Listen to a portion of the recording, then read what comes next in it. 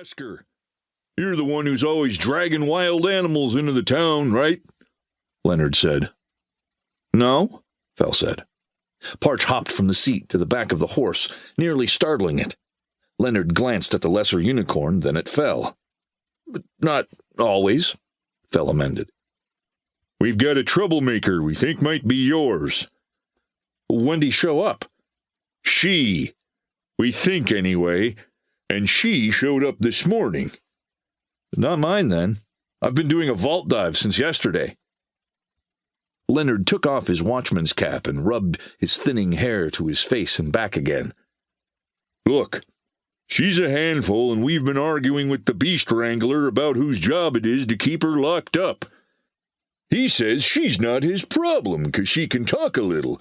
I say she is his problem because she's got sharp teeth and a tail, and we've never had to lock up someone with either of those things before. I'm telling you, Leonard, I'm not missing any sharp-toothed, tail-having, maybe prisoners, maybe strays. Leonard grumbled.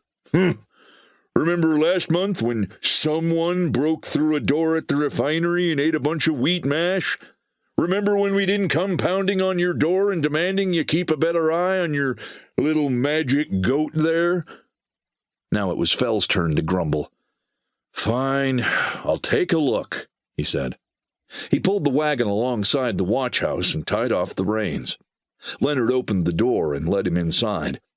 Parch trotted along beside him because even the watch had learned it was just easier to let the unicorn in than to try and keep him out. Once they were inside, Fell didn't need to be told where the troublemaker was. Get off it! Get off it, I said! Barked Captain Bolt. He glanced over his shoulder as Fell approached the holding cells, which Fell had seen the inside of one or two more times than he would have liked. Masker! I swear if this turns out to be one of yours, he growled. Fell marched forward, fully expecting to see some manner of strange, feral lesser mystic that just happened to wander past the walls. His expression fell when his expectations were thoroughly defied. It wasn't a lesser mystic. It wasn't feral. And though it was certainly strange, it wasn't a stranger. The thing was a touch more than half his height, broadly human in shape and distinctly reptile in features. Grayish-blue scales covered the bits of anatomy not hidden behind tattered cloth. Cunning, if stubby, hands were clutching the bars of the cell. It had climbed all the way to the top, a short tail swishing back and forth as clawed feet scrabbled to keep from slipping down again. Its jaws were clamped onto the straw end of a broom, tugging at it while the captain yanked at the other end. Presumably, he'd gotten tired of her climbing the bars and had tried to shove her down, resulting in this little confrontation. When the creature saw Fell, it let the gnawed broom slip free and pulled its droopy, ruffle-edged ears back with interest. "Fell," she said. "My least worst friend." She pointed a stubby finger at the captain. "These men? Very mean. Lock me up."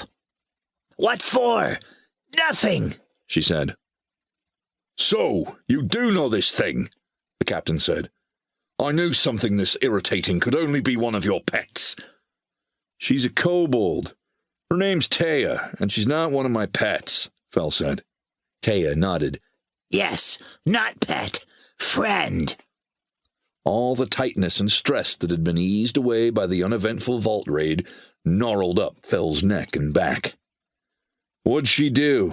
he asked. "This one?" Taya said.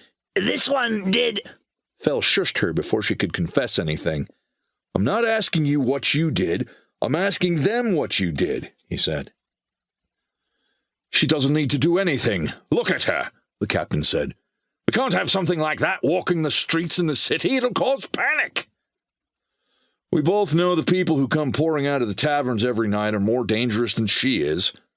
"I don't know that," Captain Bolt said. "All I know is she's a wild animal, and she left bite marks on my broom. Not even Lou has done that." "She hasn't done anything much more than trespass here in the city," Leonard said. "But we've been getting reports of cattle poaching down south, and there's even been some people gone missing." "That one didn't miss people," Taya insisted. "Also, that onion farmer said someone..."